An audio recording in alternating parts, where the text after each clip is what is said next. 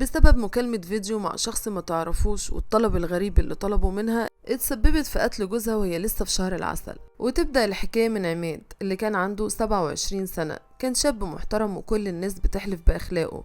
عشان كده لما جه يتجوز اختار واحدة محترمة زي سارة اللي كان عندها 21 سنة. وعماد كان سواق ميكروباص، عشان كده أول ما اتجوز سارة رفض إنها تشتغل وكان بيخاف عليها من الهوا الطاير. وسارة كانت قاعدة في البيت تقريبا 24 ساعة، ما كانتش بتروح في أي حتة. حتى أهلها اللي ساكنين قريب منها ما كانتش بتروح لهم كتير، لأن جوز عماد كان بيخاف عليها وفي نفس الوقت بيغير عليها جدا، فكان بيستنى يوم أجازته علشان ياخدها تزور أهلها وبعد كده يرجعها تاني. فسارة بدأت تحس بالوحدة، خصوصا إن جوزها طول اليوم في الشغل وبيجي على النوم. ولما قالت له كده قال لها ان دي ظروف شغله، ومع الوقت الظروف دي هتتحسن. وفي يوم سارة كانت ماسكة تليفونها وكانت بتلعب على مواقع السوشيال ميديا، فقررت انها تتعرف على اي شخص يعوضها عن عدم وجود عماد جنبها. لكن من حظها السيء انها اتعرفت على شاب اسمه سعيد، وفضلوا كل يوم يتكلموا في الشات، وكانت مبسوطة جدا وهي بتكلمه، لحد ما في يوم سعيد طلب منها ان هما يتكلموا فيديو. وطبعا سارة رفضت في البداية وقالت له احنا هنتكلم شات وبس. بس فضل سعيد يزن عليها ويقول لها انت هتبقي لابسه لبس محترم عادي، واحنا اصدقاء ومش هيبقى فيه بينا اي تجاوزات. وفعلا سارة اقتنعت بكلامه ووافقت وفتحت الفيديو، وحست من ساعتها ان موضوع الفيديو ده مريح جدا عن الشات. لكن بعد مرور الوقت وهي بتكلم سعيد بدأ يطلب منها طلبات غريبة جدا.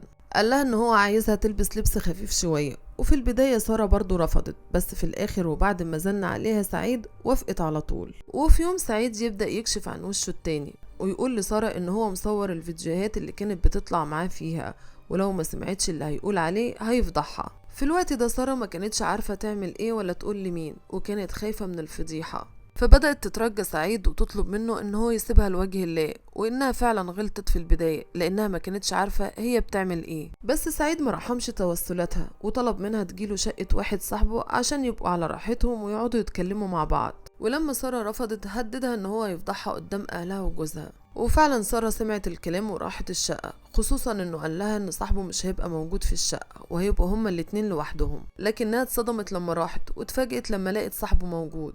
وبعد كده سعيد عمل اللي هو عايزه معاها وخلى صاحبه كمان يعتدي عليها وهو اللي صورهم. وتكرر الموضوع معاها اكتر من مرة، كل ما كان سعيد عايز يجيبها كان بيطلبها في التليفون، وهي طبعا ما كانتش تقدر تقوله لأ، فكانت بتضطر تروح له الشقة هو وصاحبه. بعد كده سعيد قال لها ان هو بينزل الفيديوهات بتاعتها على مواقع وبياخد منها فلوس، وطمنها ان وشها مش باين في الفيديوهات وانه بيغطي على وشها. وبرغم كل اللي عمله معاها فضل يذل فيها ويطلب منها فلوس وإلا هيفضحها.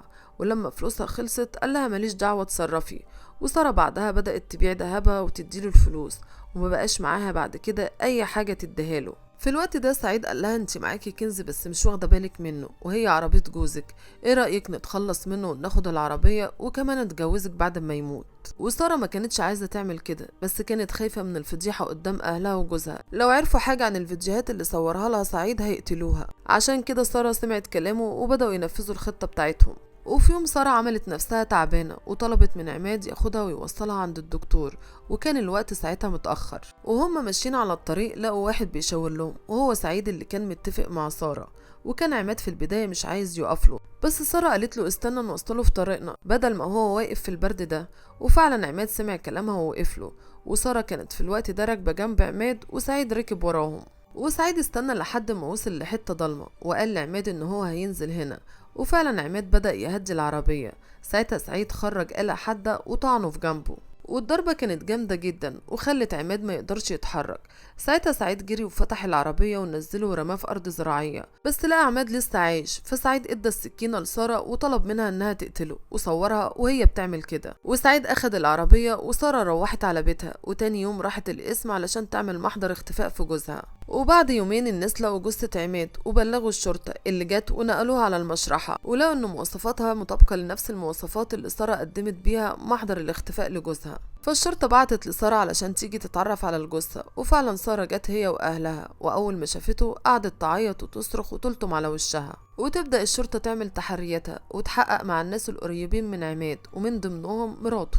واللي كانت واقفة قدام وكيل النيابة وهو بيسألها أسئلة عادية جدا، زي مثلا آخر مرة شفتوا جوزك إمتى، وهل كان في مشاكل ما بينكم ولا لأ. فلاحظ وكيل النيابة إن سارة مرتبكة ومتوترة بشكل يخلي أي حد يشك فيها، وخصوصا إنها كانت ماسكة الموبايل بتاعها بشكل غير طبيعي. في الوقت ده وكيل النيابة طلب من سارة إن هو يشوف التليفون بتاعها، بس رفضت ورجعت لورا. وهنا اتأكد إنها مخبية حاجة، وصمم ساعتها إن هو ياخد التليفون ويفتش فيه، وشاف المكالمات اللي كانت بينها وبين سعيد، وعرف إن في طرف تالت في الموضوع. وبعد ضغط عليها اعترفت بكل حاجة، من أول الفيديوهات اللي عملوها لحد ما قتلوا جوزها. والشرطة قبضت على سعيد، واكتشفوا إنه وراه مصايب كتيرة جدا، وإنه فاتح مواقع مش كويسة وبينشر فيها فيديوهات ماسكها على ستات زي ما عمل مع سارة بالظبط، وبياخد فلوس مقابل ده. وبعد مواجهته بكل الأدلة دي اعترف بكل حاجة، واتحالوا هما الاتنين لمحكمة الجنايات علشان ياخدوا الحكم اللي يستحقوه. في حكاية بدايتها كانت غلطة على السوشيال ميديا وانتهت بكارثة، واللي راح ضحيتها عماد بسبب زوجة مستهترة ما عندهاش لا أخلاق ولا دين. الله يرحمه ويحسن إليه.